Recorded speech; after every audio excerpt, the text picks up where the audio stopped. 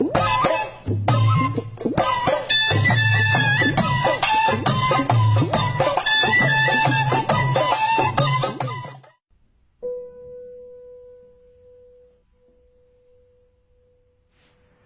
दोस्तों, मैं संजीत आज आपके सामने हाजिर हूं अपनी एक नई कविता लेकर कि बहु अगल नई नई बात गढ़दे देखे थे, फुकरेपन में सब कस्या मियड़दे देखे थे। और इस बुढ़ी की लाश न फूकण पर कौन पीछे लावेगा, इस बात पाज मन दो भाई लड़दे देखे थे।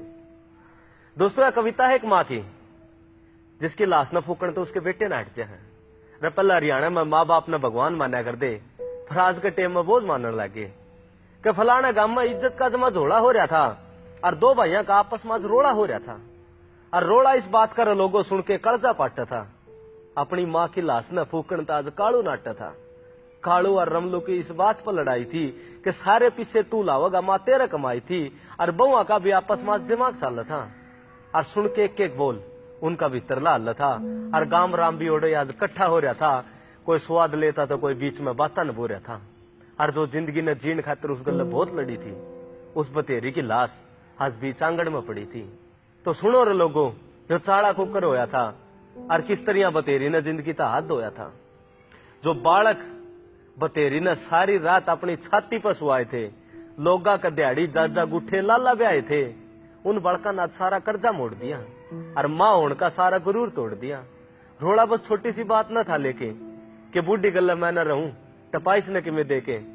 छोरा बोलिया, रीमा क्यों बेटे का घर न उजाड़ा है, मान ले मारा घर न क्यों बीच तो पाड़ा है।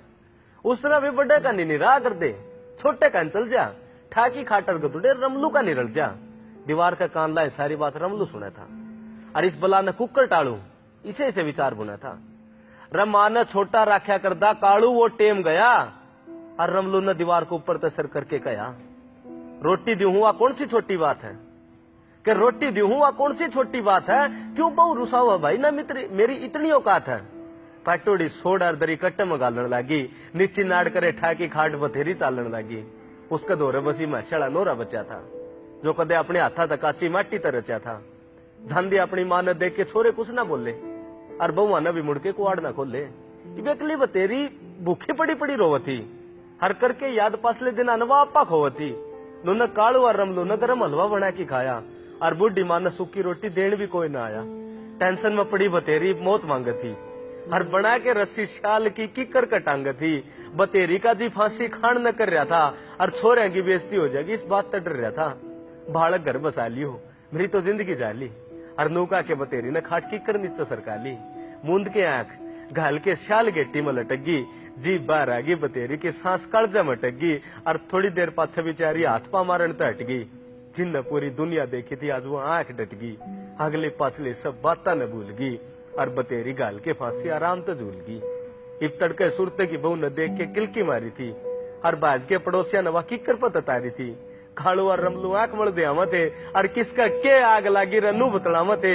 और अटाकी भीड़ जद माँ की लाश आंख्या देखी, हड़ भी उन दोनों ने दिखावा की रोटी सेकी। आंख्या का थूक लागी दोनों जूठे रोने लगे, और मर मर दो हथड़ लुगा या जुआपा खोन लगे। और 2-3 घंटे पाछे तो माहौल जमा फिल्मी था।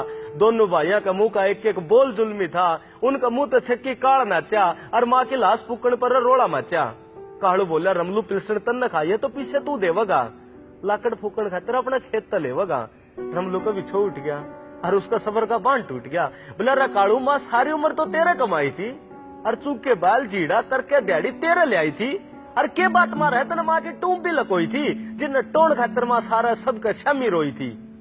इतने में दौरा खड़ी भीड़ में फुसर फुसर चाल पड़ी, और एम्बुलेंस का गला घर आ गए, गाड़ी आन खड़ी। उतर के 3-4 सिपाही आए थे, और बतेरी की लाश देखने गला डॉक्टर ले आए थे। देख की पुलिस कुछ लोग पाछे डट गए, और कुछ तमाशा देखने खातर ओड़े डट गए। दरोगा बोला, ले चलो इस लाश का पोस्टमार्टम होगा, और कुकर मरी क्यों होया इस बात न टोगा।